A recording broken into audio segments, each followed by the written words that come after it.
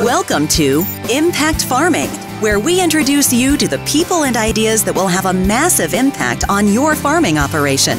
Brought to you by Farm Marketer. Sit down, start the engine, and let's roll with today's show.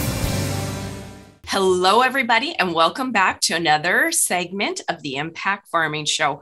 I am so excited to have three superstars in agriculture here today, joining me to talk about an exciting initiative. Welcome, Gerry, welcome, Marcel, and welcome, Roberta. How are you guys doing? Nice and cold. Nice and cold. Good, great. Gerry, how are you? Thanks. I'm doing well, Tracy. Thanks for having us. I am really excited about this initiative. I know mental health is something that we talk about on our show here at the Impact Farming Show quite a bit because it's important. And as we air this episode, it's going to be Bell Let's Talk Day. So I won't keep you guys in suspense. Today, we are talking about the launch of the Manitoba Farmer Wellness Program. And I know this program is super excited, a long time in the making for many people. So are you guys ready? Yep. Yeah. Let's do it. Good.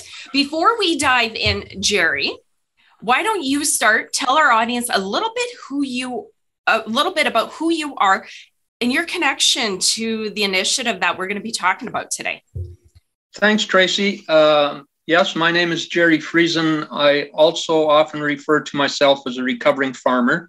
You and I have talked before, Tracy. As you well know, I've had my own journey with mental illness, which started when I was actually farming back in 2004. And so through time, of course, I've learned more about the intricacies of mental health, got involved with the Manitoba Farm Stress Line, and have had a passion for dealing with this, not just because of my own journey, but also because of the countless farm families I've worked with in farm debt mediation. And so as we've traveled through time, or as I've traveled through time, I've had this real passion to work with this. And I guess the opportunity kind of fell in my lap early last year to work on this initiative. And I jumped on it. And like they say, the rest is history. Excellent. Thank you. Roberta, Marcel, whoever wants to. I'll let Marcel go first. Okay. Well, Gerry and I, we were talking about how far back we should go because Gerry and I first met when we were hog producers. So he was involved with Manitoba Pork, and I was also involved with Manitoba Pork. And for a while, some may remember I was actually the chair of the industry arm of Manitoba Pork. And while I was there, we saw a lot of farmers being attacked and by the public, and really what farmers love doing, they were getting attacked for it. And a lot of the identity of a person is what they do. And if they don't feel good about what they do, at least if you're losing money and people love what you're doing, you still feel okay. But if you're losing money and people hate what you're doing, then you're under threat.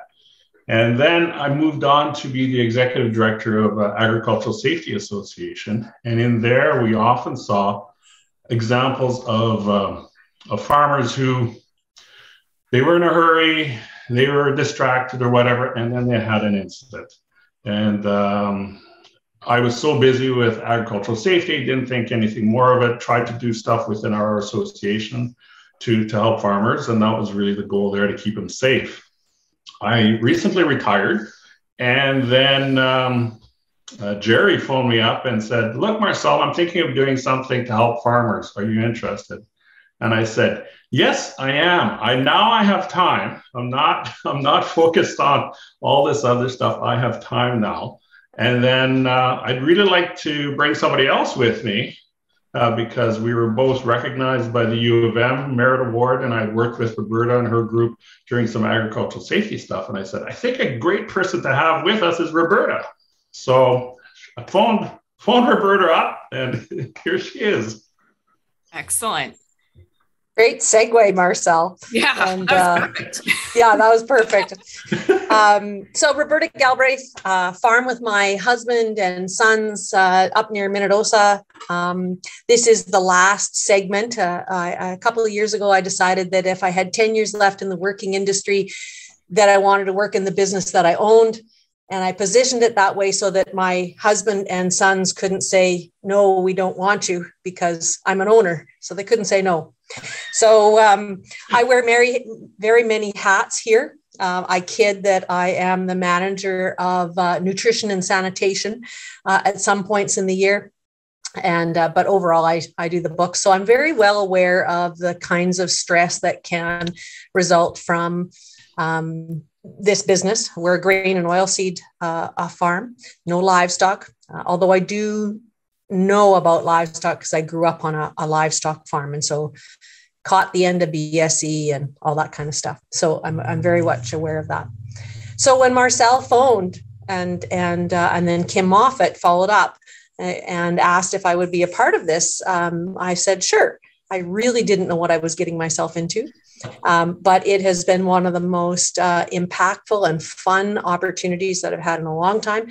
And I like things that you can sort of dig into and see the wheel moving forward. And definitely that's happening here. And so it's fun. It's good. It fills a gap. It's useful. And I see it all the time in the industry because I do have friends and colleagues in the industry that have shared with me their struggles with mental health and why advocacy is so important. So hope that helps. I love it.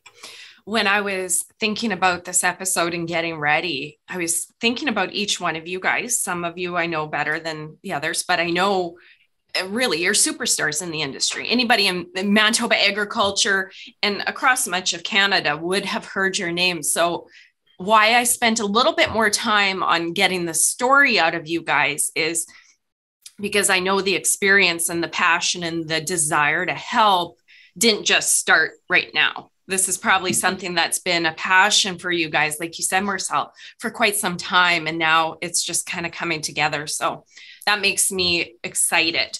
So thank you for sharing that, guys. Okay, let's get into the good stuff. Why don't we start with you, Gerry, and then we'll roll and get each of you guys to touch on different areas of the program. So Gerry, let's start from the top. What is the Manitoba Farmer Wellness Program? Tracy, the Manitoba Farmer Wellness Program is a program that's designed for farmers to be able to avail themselves of in-person counseling. Of course, I always prefer in my work, and I know many people when they seek out professional help would prefer to do it face-to-face, and ultimately that would be the goal. But of course, we know agriculture is widespread in Manitoba. Manitoba is a huge province. And so it's going to be available, whether it's in person, virtually. We've, of course, all gotten used to doing things via Zoom over the last 2 years, and that could work well, but it's also going to be available by telephone. But the intent is to be able to provide this service for farmers at no cost to the farmers. That's the beauty of this, because it's something that we feel is much needed. And I guess going back 15 years ago, when I first got involved with the Manitoba Farm and Rural Stress Line, there was already talk then of being able to provide something like this for farmers, but perhaps it was the infrastructure at the time. Maybe there wasn't enough will to do it. But over time, of course, there's been programs that have popped up in other provinces. And so we kind of saw what was going on there and felt the time was right for Manitoba. Excellent. Okay, so that's a program, a little bit about why it started. Do you want to touch on that a little bit more, share about why it's a little bit different than what exists already? Well, I think first and foremost, Tracy, if we can just kind of summarize where perhaps farming and stress is at, where farming and mental illness is at, or mental health perhaps. As you know, Dr. Andrea Jones-Bitten did and her team at the University of Guelph did a survey in 2016, which showed that the stress is increasing. In fact, the organization that Marcel was the executive director of did one in 2006. And when you kind of compare the results, you see that stress is ever increasing on farms, and we've talked about the reasons for that. We could spend an hour probably talking about why that stress is increasing. But what really struck me with Andrea's survey that she had done is that 58% of farmers surveyed would have qualified, I suppose, for anxiety classification, which just every time I think about it blows me away, because that in essence means that 58% of those that were surveyed, if they went to see a professional, would be diagnosed with an anxiety disorder. So that's a fairly huge telling number. And also part of that was the fact that 35% would have qualified for a depression classification. So clearly there are issues in the agricultural industry, and this is something that's supposed to help.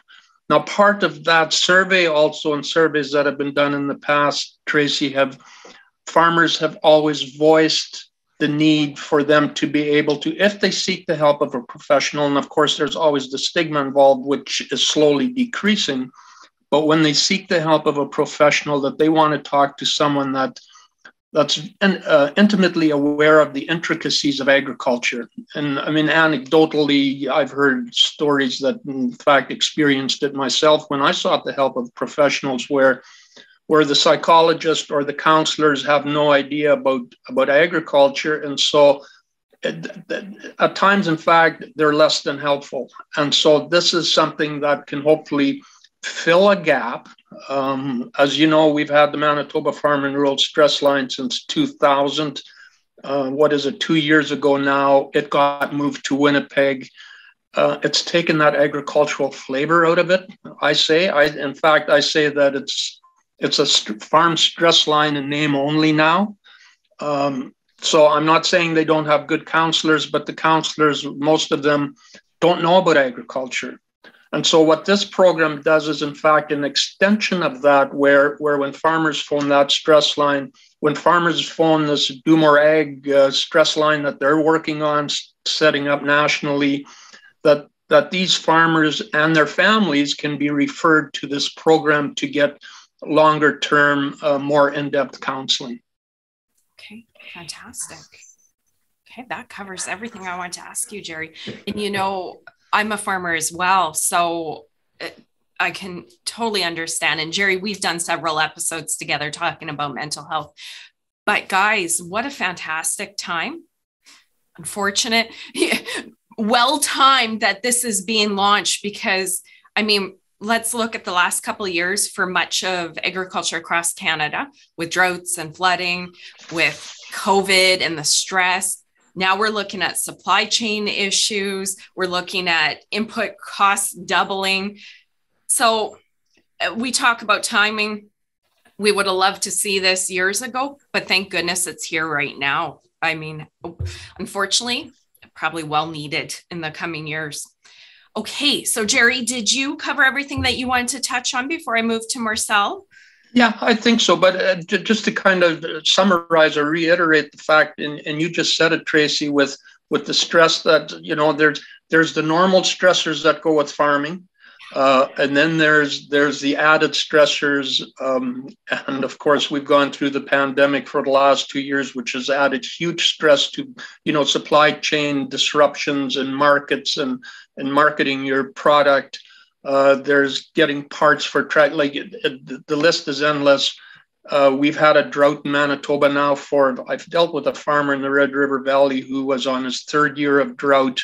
We had an grasshopper manifestation, if you want to call it that, north of Winnipeg. I mean, again, it just keeps going. And so, yes, it's timely. I love it. Thank you, Gerry. Marcel, okay, excited to ask you a few questions. So let's touch on the program. And can you share a little bit more about it? And really what I want to ask you, is this a crisis service? Do you want to expand on that? Right. So when Gerry and I and Kim and Roberta were talking about what this would look like, we'd go down in the weeds, and then Gerry would pull us back and say, part of our principle here is keep it simple. We just want to make it easy. And then I said, okay, so what does this look like? And we said, okay, well, we know there's the rural stress line. and ag talk. Well, we're not going to do that because that's a crisis support service. We know we've got some mental health literacy courses that are being offered by people out there like In the Know, Talk, Act, Listen. So we're not that. We're not the mental health first aid, which is a big course for people to recognize the signs of mental health issues. So we're not that. We're not a self-help session where you go on and do a self-help course or whatever. And we're not a respite service like in Quebec, where you can actually get somebody to take over the farm while you take some time in a home and actually have some one-on-one counseling for it. So we didn't want to do that. We figured where the gap was when a farmer needed to reach out, when he stopped doing things that he would normally enjoy, when he wasn't feeling himself, that he could just reach out and connect with somebody that would help him. And if he needed that help for 1, 2, 3, 4, 5, 6 sessions, 1-hour sessions with a professional counselor that understood agriculture, that's what we wanted to offer, is that one-on-one service. You go to our website. The idea was to go to our website, you choose a counselor that you would like to work with, because I've been told it's a bit like a hairdresser. You got to find one that fits you, right? Totally, you got to click. And then just do it. Love it. Okay, that is fantastic. And you guys are so right. I know we are all farmers. We've all been involved in the industry. Farming is completely different than anything else. And I know when Anthony and we've had tough years on the farm, you hesitate to talk to friends and family, maybe because personality, maybe because it's too close, and mainly probably because they don't understand. And when you open up to somebody and they just don't get it, and you see the disconnect, it kind of kills that connection, right? They don't understand. So having somebody that understands farming and this program, that's fantastic, because it's just hard to explain if you're not a farmer. You got to talk to people that understand farming to be able to feel that connection, right? So next question for you, Marcel. How can farmers access the program? So we're trying to keep it simple. For Gerry's principle, right? Keep it simple. So the big barrier is you have to have internet service, I guess, because we're hoping to deliver everything through our website. So you go on the website. If you're a farmer or anyone in your family that's over 18, you'd be able to click on there and choose your counselor and interact directly with the counselor you've chosen. So you really don't even need us. We're just a conduit to make it happen. You go on a website, you click the counselor in March, and then it happens. The counselor sends us the invoice. By then we'll have multiple sponsors, so there'll be no problem paying for those services. And then if it goes past 6 sessions, then the farmer can decide to continue on his own. But it was felt 6 sessions would be a good start. Okay, fantastic. I'm curious, you mentioned a little bit about qualifications. You have to be over 18. What if somebody that's not a farmer gets in touch with you guys? Is that okay? Or what would you do? I'm just curious. Right now, I think we talked about that, and we said, if they identify as a farmer, that's probably, it's I wouldn't say it's good enough, but I mean, the whole focus is that the counselors will have farming background. And I'm sure if they don't fit that, if they see the client is not fitting the farmer profile, they'll probably encourage that they seek help elsewhere. But really, if people are seeking help, we don't want to turn them away either. So, but really our strength would be having that background, that one-on-one counseling, no cost. Okay, perfect. So can you share a little bit more about who the counselors are? I'd love to know a little bit more about them. Yeah, that's a very good question, because we still have to identify them. So we have some people that have expressed interest, but if you go to our website, you can download the qualifications, the job duties, etc. But we're really looking for somebody who understands agriculture and farmers, that's certified, that has at least 2 years of providing clinical service. So it's got to be somebody competent and somebody who understands farming. That's fantastic. And I'm so excited that we are chatting about this on Bell Let's Talk Day when this is going to be airing. We're at the very beginning of this. I wanted to get this episode aired right around when mental health is a really big conversation, because getting this out to farmers would be fantastic. And I know you guys are working really hard to get it out there. I didn't ask in the beginning, Gerry, maybe answer this. When are you guys officially live? Are you live right now, or is there this is kind of a soft launch, and when do we go? And I guess the answer to that, Tracy, is we were starting to talk about this to various people. We had let the government know that we were working on this, and we felt that if in fact people were starting to become aware of this happening, we would get the website developed, get it live. Like Marcel said, the job description qualifications for the counselors is on there. People can start already thinking about this. I have yet to find someone that one day decided they wanted counseling and jumped on it right away, but rather this is something, and I know from personal experience, you got to have a level of comfort with it. So the website is there for people to go there, find out what we're all about. If there's counselors that are interested, of course, they can go there. And plus, of course, the big piece, which Roberta is going to obviously talk about, is the sponsorship piece and the fact that we're going to need people to support us in what we're doing here. And so it was important for us to do that. So, yes, we're live because we're talking about it. Excellent. And, you know, launching something like this is not a small feat at all. So kudos to you guys. And it's kind of chicken and the egg, right? You need so many working pieces. You got to drive awareness and have the counselors.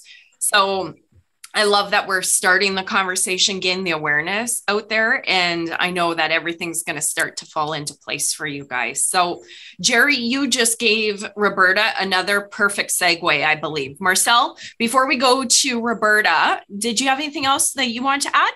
I guess just to add and maybe Roberta was going to cover it, we did get some seed funding from a couple of key partners, Manitoba Farmers with Disabilities. They were winding up their organization, and it just happened. I had a conversation with them and said we kind of needed some seed money, and they said this would be an excellent way for us to support an organization as we are leaving, supporting an organization that they felt was needed too. And then, so thank you so much to the past Manitoba Farmers with Disabilities and also R&R Farms. So sorry. Excellent. So Roberta, they gave you another perfect segue. Let's get rolling and chat a little bit about the vision and also what you guys need. And really, let's talk about who's going to be paying for the service and all of that stuff. Okay. Let's start there. So just to back up on the soft launch and whatnot and the chicken and egg theory. And I think that really positions it well, is that at some point you have to go live to raise awareness so that you have that energy moving forward to drive the conversation. And so that's exactly where we are. And we've had some great support behind the scenes with website and media release and all those kinds of things that farmers typically, and I'm talking about our board, don't really think about. That's not our world, is, oh yeah, we're going to wake up one morning and develop a website and run a program. That isn't our world. So we needed help. We got it. And we're very thankful for that.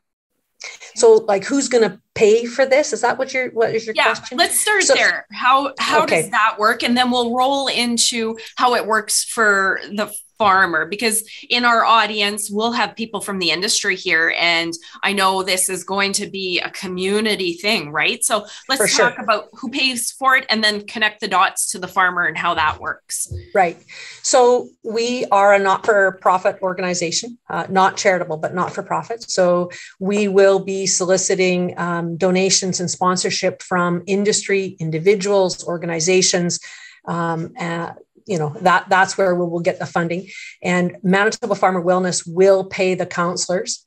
So the clients will not pay the counselors. We will do that. So, for the client, then they come in, they book their appointment, they set everything up, good to go. They're not going to get a bill when they leave. They don't have that additional stress of, I can't afford it or whatever. So there's that.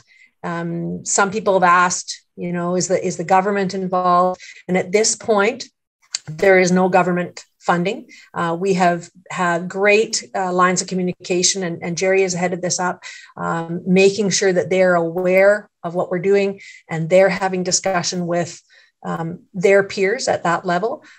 And they love the fact that it is a grassroots organization designed and directed by people in the agriculture community and farmers themselves, and it will be funded by farmers themselves and the industry. And when they see that kind of initiative and buy-in, then there is, opportunity and appetite for them to get involved. So that's where we think that this is going to go. But we are not hanging our hat that we're going to get any government money, right? So there's lots of other people looking for, and organizations looking for money, and particularly in the pandemic, right? It's just one more stress. So yeah, absolutely. Does that help? Yes, that's perfect. Okay, so call out anybody in the audience, really, if you want to get involved. We'll put links to the website on the show notes page, and we'll put some information about each of the individuals on the segment here. And if you're watching and you want to get involved in any other way, and we'll talk about this a little bit more at the end, just know that you can go to our show page and connect with any of the individuals here. So call out for sponsorship. Let's get to that. Right. So I had a great conversation with a colleague of mine the other day, and we were talking about how you get involved and sponsor. And I used us as an example. Prior to Christmas, our farm team sat down together, and we have a budget on this farm for making donations to industry, organizations that we think are worthy of our support. Stars Air Ambulance would be one, food banks, etc. And I pitched that the Manitoba Farmer Wellness Program was something that we as a farm should be involved with. And so the guys all asked for more information and whatnot. And we decided that we would pay it forward and support one farmer. So $720. So we cut the check and sent it away. And then I had a conversation with somebody else the other day about how that's a big number, but it's a small number, and to put it in perspective as a farmer and somebody who does the farm books. So, one bag of canola seed, one bag is slightly more than our donation for one farmer. Wow. And when the fuel truck pulls in at harvest time to fill our fuel tank, yep. Just the fuel tanks, it's multiple thousands of dollars. Yep.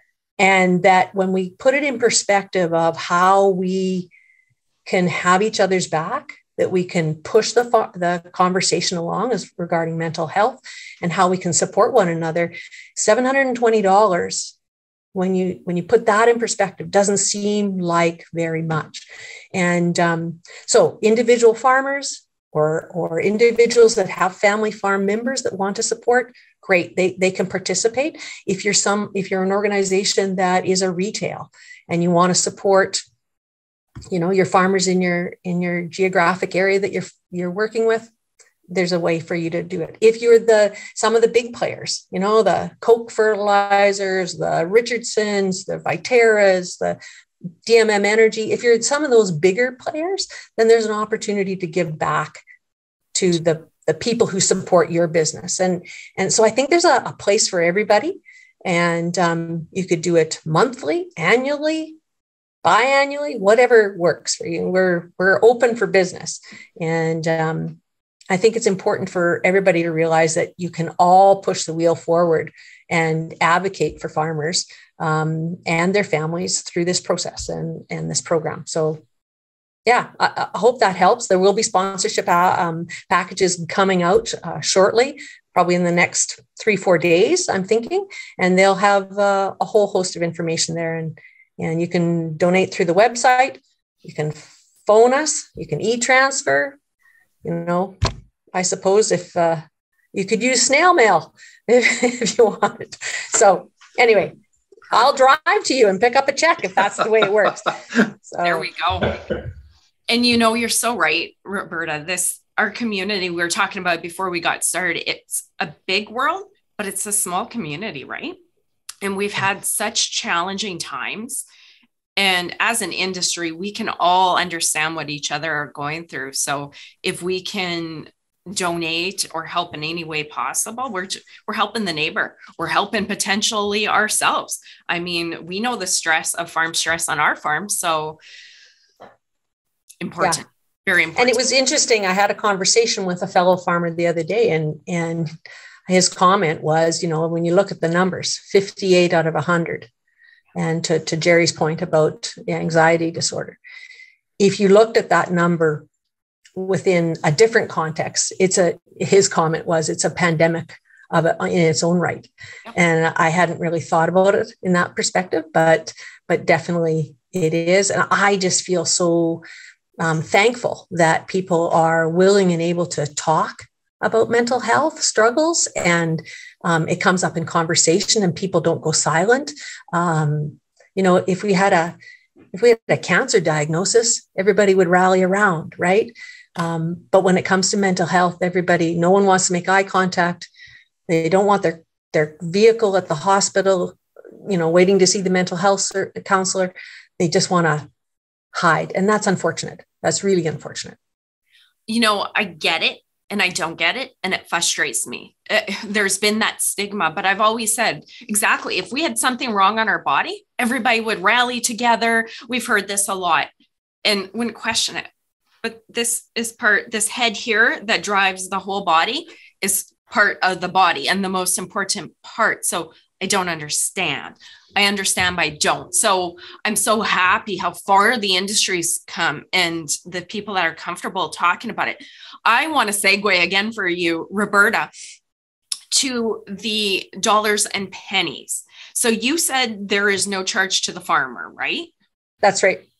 For 6 sessions. And can you touch on that a little bit? There's 6 sessions. Is there a time length? I forget if somebody mentioned that. No, just no. 6 sessions. Okay. No. So 6 sessions is what, so if Roberta Galbraith came in and I signed up, I would have access to 6 sessions. I could use 4 of them. I could use 6.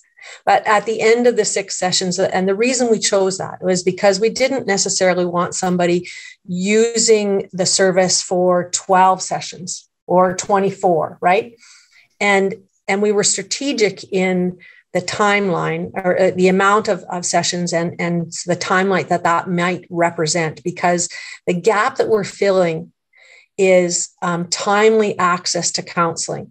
So if somebody was in crisis and they came out of crisis, the crisis unit, and they wanted to get in to see somebody right away, they might have to wait 6, 8, 10 weeks. Wow. Just to actually see somebody that might have some ag background.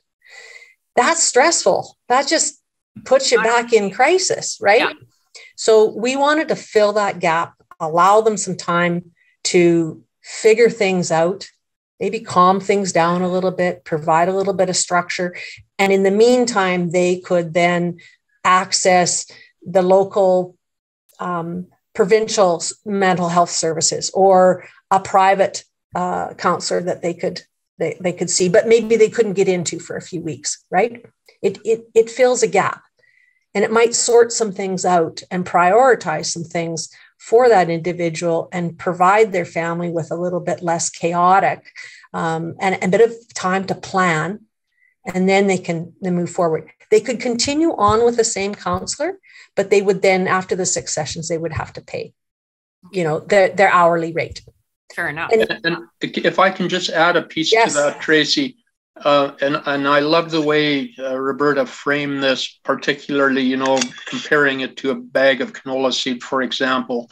And I know as farmers, and I was guilty of this myself, when you look at what a professional counselor charges, you think, well, that's a lot of money. But just anecdotally, the person that runs a similar program to this in 7 counties in Ontario told us that invariably every one of the farmers that she dealt with, and she's dealt with a number of them, have come back after this free sessions and paid out of pocket to continue on with the counseling. So they understand and realize the helpfulness of being able to talk about it. Yes, very good point, Gerry.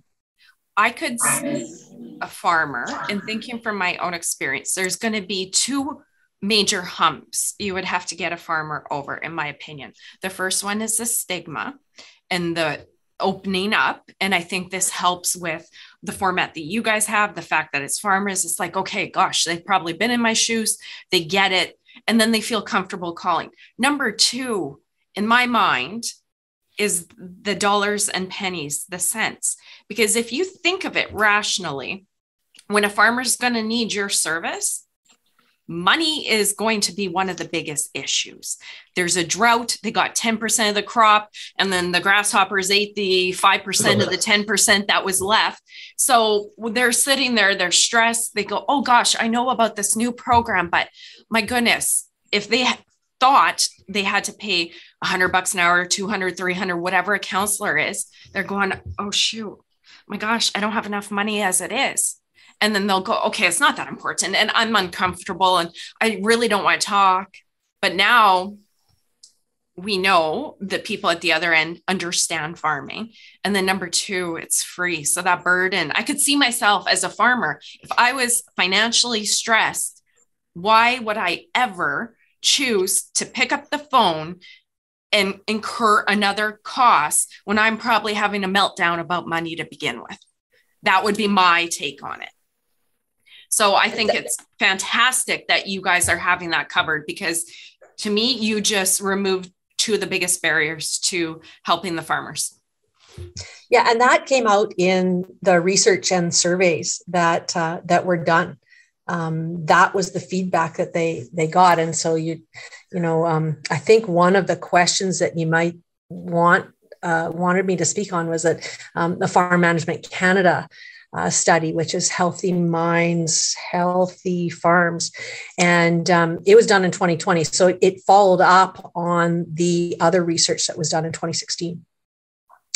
And it really tried to make the connection between mental health and finances and business management and that kind of stuff. And Farm Management Canada are the ones that did that study. I happen to be on their board. So really happy that they did that study. And it just drove home the point that to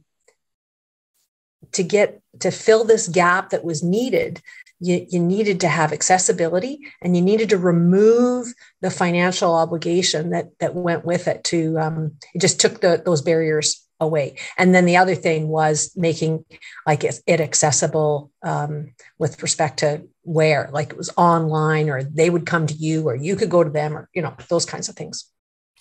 I love that you touched on that, Roberta. It's funny. I started this show, the Impact Farming Show, mainly to be focused on farm business management. That's my idea. Cool. When I started this show, that was going to be 100% of our topic. And then I got going, and then being a farmer myself and a business owner, the stresses. And then all of a sudden, whatever crisis it was that year hit. And I'm like, you know what? It just hit me. I'm like, I'm sitting here talking about succession planning to farmers that probably don't even have enough income to cover the bills at this point. So I think that's a moot point. And then to me, where this show became business and farmer health, mainly mental health, is because I believe if a farmer is not mentally and physically well, the farm's not going to do well either, right? So I'm sitting here going, I'm talking about farm business, and I'm missing the boat. My audience needs to hear a different message. And that's where I ran into Gerry and started bringing on some of these messages. And exactly like you said, if a farmer, the connection, the study from Farm Management Canada, is those 2 go hand in hand, right? And not only that is healthy farmer, healthy farm, healthy family, to me, healthy communities. And then on top of that, I see it as that spider web. If the farmer and that family and the communities are all doing well, the businesses do well too. The Richardsons, the Pioneers, the Bearers, all of these guys. It's just a ripple effect, right? So it's so important. What you guys are doing is just moving mountains, because it just ripples and affects everything in agriculture. That's my opinion. Well, and again, that study that Roberta is referring to, and I love some of the information in there, but it particularly stresses how when you're making farm business management decisions, which farmers have to do more and more of each year, how stress affects their decision-making abilities. And you add anxiety and or depression to that stress, they're not making good decisions anymore, which just drags them further down, both financially, but also emotionally and mentally. Yeah. Absolutely. Well, and I think Marcel touched on it, that some of the farm safety incidences that occurred, people were kind of not paying attention. They were trying to rush to the next thing. They were under stress. And perhaps if you were able to press pause and reflect, you might think, oh, well, I had to run and do that because it was going to cost me too much money, or the weather was changing, or whatever. And they're just not thinking clearly, or they're tired. They've been up for 27 hours or, whatever. Right. And so there's lots of stuff. And I see it at home too. I see it with my farmer. Don't tell him I'm saying this. I always keep him off the show, but I have to speak to that. And Marcel, you guys know, I watch my husband during the busy seasons, and then even the way he speaks, his mood, the way he's in a rush, I'm like, oh, that's dangerous. Like you observe these things, right? So it's all connected. So one quick question, and then I want to tie it together with each of you guys speaking to your experience and how you feel this would have changed the scene and will change the scene for farmers. I needed to ask the questions. This is the Manitoba Farmer Wellness Program. It has the name Manitoba in front. I assume this program is just for Manitoba farmers? Okay. And I know, Gerry, you mentioned there was an Ontario version. So I would hope other provinces might follow suit. And you know what, Tracy, I'm sure they will, just like we did. It's ironic. Prince Edward Island has had theirs for, what is it, Marcel and Roberta, 12 years, I believe. Yeah, quite a while. And just anecdotally there, Tracy, and it's an interesting number, is in 2019, Prince Edward Island has, I believe, 1,200 farmers. They had 300 individuals avail themselves of the program. That's 25%. That's right. And if that doesn't speak to the value of the program, I'm not sure what would. Yeah. Okay. That's good stuff. Well, there's another call out. Anybody in other provinces, get on it. Yeah, Marcel, because Marcel is retired, he said he'd now become a consultant and do this in all the other provinces. Oh boy, are we putting that in writing? Gerry, I'm too busy being a grade 1 teacher right now. Oh boy, fun times. To follow up on that comment from Gerry, though, and I think this might resonate with your farm audience, is that it was really important for us to not reinvent the wheel if there was a program out there that was successful. And so, fortunate for us, we had access to the folks in PEI and in Ontario and Quebec, and we're able to pick their brains, if you will, and say what worked well, what didn't, and move this program forward a lot quicker because we didn't have as many pitfalls. And to your point at the very beginning, it's sort of nice that this has happened now, and nice in a much different way than what we usually think of as nice, right? That the appetite is right for talking about mental health. The awareness campaigns that have been done by other organizations, and and the other provinces have laid the way for us that we don't have to start from ground zero. And I'm really thankful for that. Yeah, fantastic. Oh, guys, this has been good. I'm excited for this program. Gerry, I want you to speak to your journey. You were a farmer. You had your mental illness journey that you're very open about. Let's reflect on, had you had this service, would it have been different for you? Do you want to touch on that a little bit? That's an interesting question. And I think you have to couple that with the awareness that's now out there that, a lot of other organizations have built on. Because back when this happened to me in 2004, that's 17 years ago, there was still this huge stigma involved with it. There wasn't a lot of information out there. And so, of course, I went to see a doctor. I got prescribed medication. I went on medication. The medication, I'm not sure if it helped. Maybe it did. I went off the medication. And then when after I slipped over the edge again due to circumstances, my wife and I decided I should try talk therapy, right? And so just like I used to do on the farm, I suppose at times I started at the top and I went to see a psychologist. Well, after an hour with the psychologist, he told me to go back on medication because I couldn't afford him. Well, that kind of set me back further too. And again, I think it was someone that just simply wasn't aware of the intricacies of farming. And so he couldn't figure out how he could help me probably. But these kinds of experiences, but what really helped me on my journey, and that's why I'm glad this is airing on Bell Let's Talk Day, is in 2010 when I did start talking about it publicly.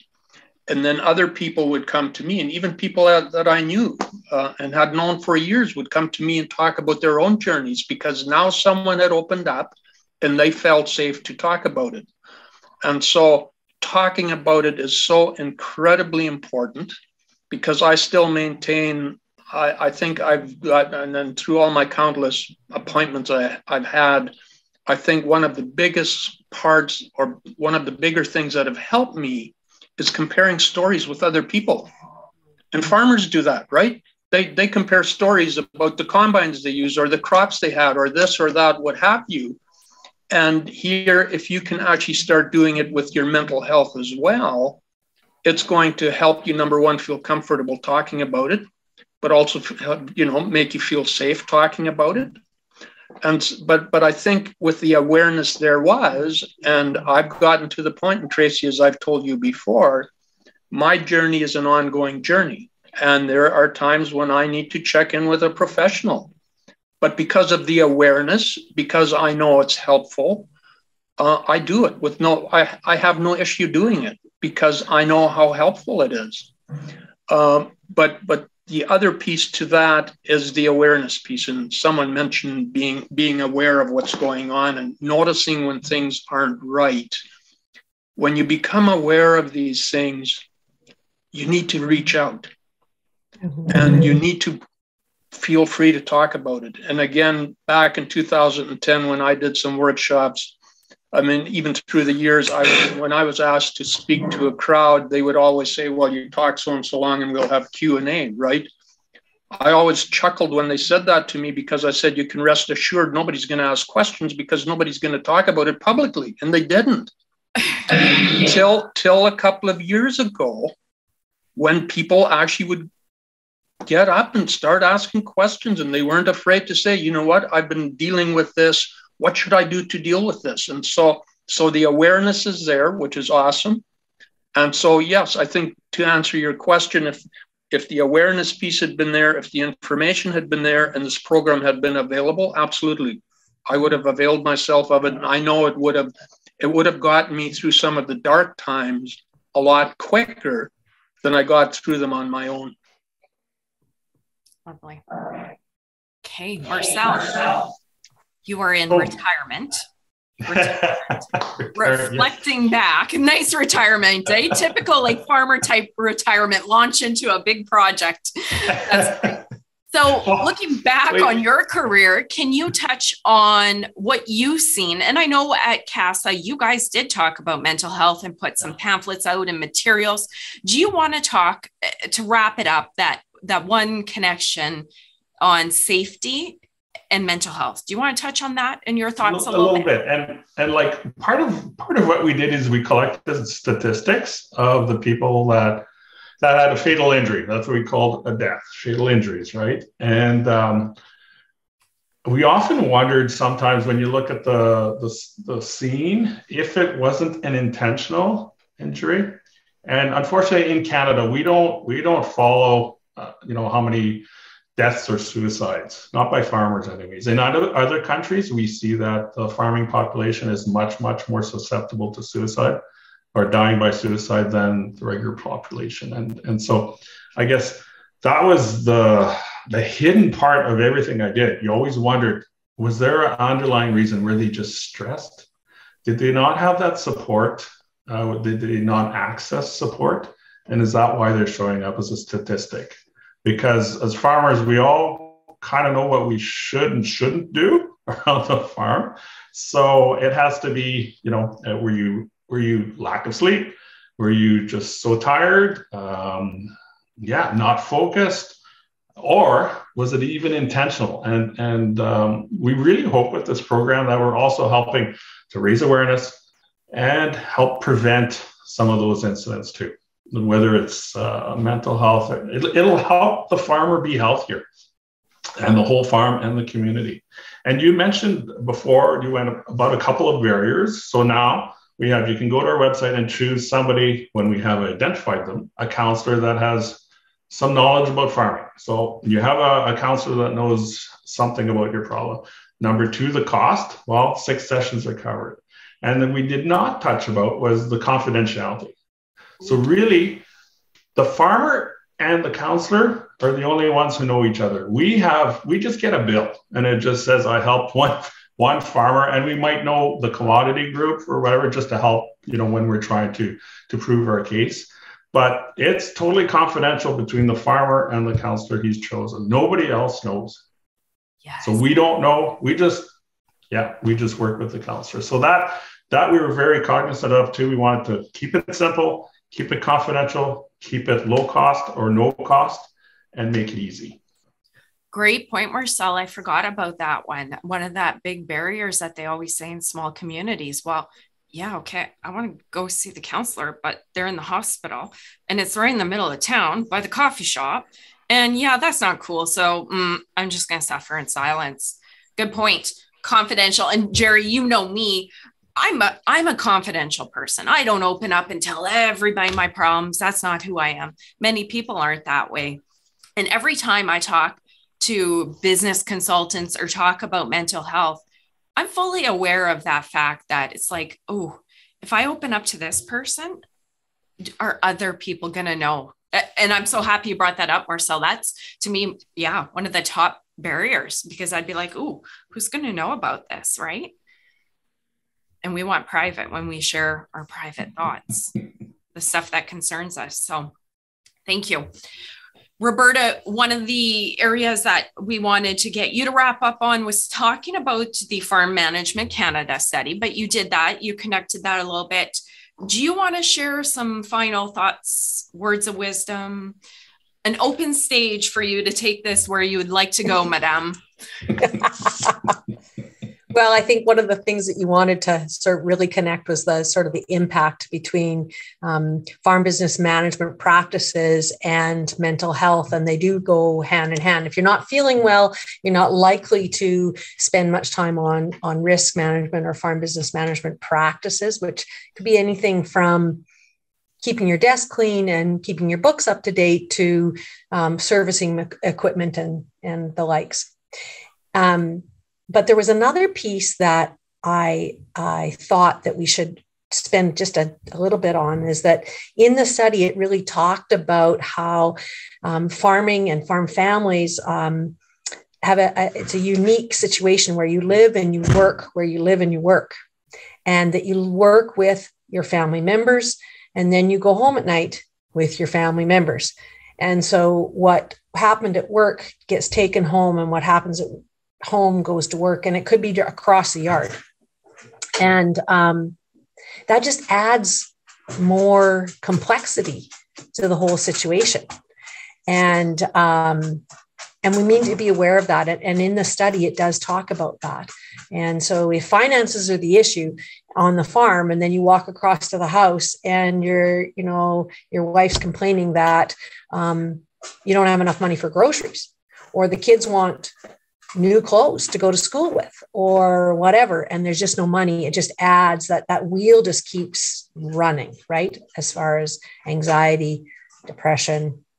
And anyway, so there is a direct link. There's a direct link, but it's very difficult to tie a return on investment from business risk management to mental health, but it's there. Like, it's not, you can't just say, oh yeah, it's a 6 times better mental health because I worked on my business management. It's a little bit hard to nail down, but the study was very clear that the impact is huge, and we need to do more of the business management, and it will improve the mental health of farmers and their families. I love it. I think I use a tagline when I'm talking about the Impact Farming Show to people in the industry by email. And I say, when the farmer does well, the family does well, exactly what I just said before, and the industry does well. And you know what? We're such a big community, but so small in numbers, 2% of the population, that we do need to take care of each other. We know what we're going through, right? So. And we've been saying a bit of a tagline around here, like with the group, is that there's no farm without the farmer. Oh, gold. Yeah. There's no farm without the farmer. Powerful. Powerful. I think that's the perfect point to wrap it up. I'm going to get somebody, whoever wants to do the final wrap up. If individuals would like to find out more, where can they do so? One final call out, guys. www.manitobafarmerwellness.com. It's that simple. There's contact information there should they want more information, an email address, a telephone number. And I wish everybody, and one of the things I've sometimes heard is people will say to me, well, you know what, I'm doing fine. I don't need that kind of service. And I say to them, okay, good for you, but I'm sure you know someone who probably is hurting or who would benefit from these kind of services. So if you're not one that's interested, cool. But share it with others who you know could probably benefit from it. I love it. Thank you guys so much for taking the time chatting with me. I am excited to share the message. And just so you know, we'll get this on camera here. You have a media partner here in Farm Marketer and the Impact Farming Show. And I'll talk to you guys about that a little bit later, how I would like to support in formats like this. Sorry, Tracy, I think I made a mistake. www.manitobafarmerwellness.ca.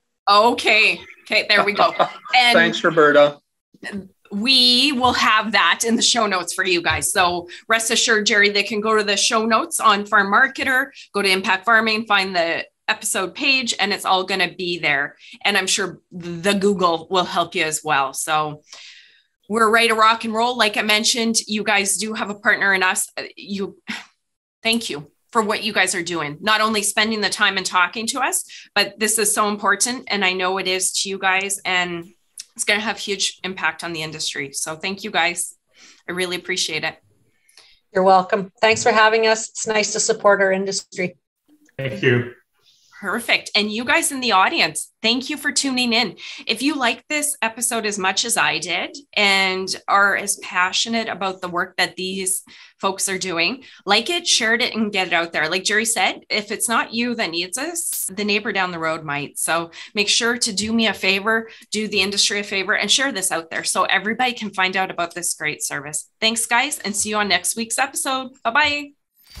You've been listening to Impact Farming. For more great episodes and articles designed to help you manage and grow your farming operation, head on over to farmmarketer.com. Don't forget to sign up while you're there.